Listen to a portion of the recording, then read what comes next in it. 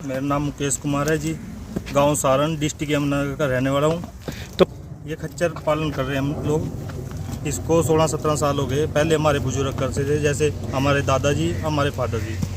इनको बहुत पुरानी उससे करते आ रहे, परंपरा से हम लोग इसको। तो मेरे पास कुल मिला के 21-22 नग हैं। अच्छा, तो जो है इनका बच्चा कहाँ से लेके आते हैं आप? कैसे इनको जो पालते हैं? हम बच्चा इसको मंडियों से लाते हैं जी। एक शेख नाम की जाति है जी, उनसे खरीद के लाते हैं। कोई 2 महीने का लाते हैं, कोई 4 महीने का लाते हैं। अलग अलग कितने का बच्चा होता है जी? इसकी अलग अलग क्वालिटी है जी। इनमें से बच्चे छंटेंगे जी।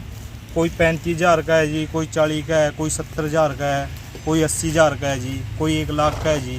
अलग अलग किस्म के बच्चे हैं जिसमें। तो उसके बाद आप कितने टाइम इसकी सेवा करते हो और बेचने लायक कितने दिनों में हो जाते हैं? हम इनकी लगभग सेवा 1 से 1.5 साल करते हैं जी। ये 2 साल के लदने के हो जाते हैं, जैसे बोझा ढोने के लिए, कुछ रेडा बुग्गी के लिए, भट्टों के लिए जी, कोई केदारनाथ के लिए, कोई अमरनाथ के लिए, कोई वैष्णो देवी के लिए। अलग अलग स्टेटों में जाते हैं जिन्हें। जैसे जैसे इनकी उम्र होती जाएगी, बढ़ती जाएगी, जैसे हाइट के हिसाब से जाते हैं जैसे ही। तो इनकी कीमत कैसे, नस्ल के आधार पे होती है, हाइट के आधार पे, किस तरह से होती है? हाइट के हिसाब से भी होती है, नस्ल के हिसाब से भी होती है, एक कलर के से भी होती है जी। तो कम से कम कितनी कीमत होती है और ज़्यादा से ज़्यादा कितने में बिकता है? जो अच्छी नस्ल का है जी खच्चर, उसकी कम से कम 2.5 लाख से 3 लाख रुपए कीमत है जी। और कम से कम कितना है जी? कम से कम 1 लाख से मैक्सिमम है जी।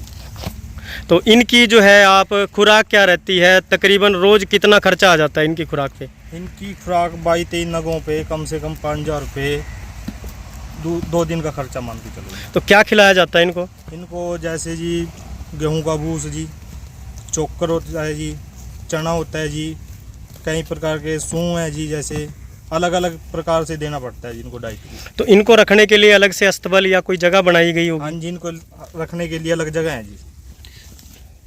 जैसे इनमें बीमारी आती है जी, जो उनके लिए डॉक्टर से इलाज लेते हैं जी। इनके पशु के अलग डॉक्टर हैं जी, गोडाहार उसके जी, उनसे सलाह ली जाती है, उनको दिखाया जाता है, इनका चेकअप कराया जाता है जी।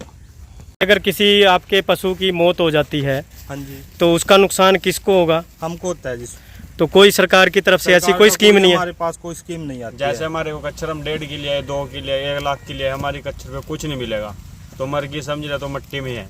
अच्छा, हमारे को मिलता ना सरकार की तरफ से अन्य पशुओं के लिए सब्सिडी स्कीम भी चलाई जाती है। सुअर पालन, बकरी पालन, भेड़ पालन और भैंस के लिए भी सब्सिडी दी जाती है। क्या इसके लिए कोई ऐसी स्कीम? इसके लिए कोई स्कीम नहीं है हमारे यहाँ पे तो जी। तो आप क्या सरकार से मांग करोगे कि आपको भी कोई? सरकार से मांग है कि जैसे हम बच्चे लाते हैं जी, इनके लिए कोई स्कीम चलाई जाए, इनका बीमा किया जाए जी। जैसे हमारे पास कच्चर बीमार हो जाती है तो बच नहीं पाती है, डॉक्टर भी इलाज करते हैं तो फिर भी नहीं बच पाती है। कोई बाजी कच्चर होगी, कोई 100 में से 10-20% बचेगी। हमारा सरकार से अनुरोध है भी, हमें को भी इनको वो मिले जी, कोई ना कोई आर्थिक मदद मिली जाए, है ना, कोई स्कीम लागू की जाए, लागू मिले जी इनको पालने के लिए हमें जी। जो हमारे पास जो ग्राहक आता है ना जी, हिमाचल से आता है। एक्चुअली यहाँ पे मंडी बढ़ती है गोपाल मोचन, जो दिसंबर के महीने में बढ़ती है जी। यानी एक ही बार मंडी लगती है पूरे साल में? साल में एक बार। तो वहाँ जो है आप अपने पशु लेके जाते होंगे? पशु लेके जाते हैं। तो उसके अलावा यहाँ घर पे भी आते हैं जी आपसे खरीदने? कहाँ? उत्तराखंड से? उत्तराखंड से आते हैं जो धार्मिक स्थानों पर यूज़ करते हैं। हैं।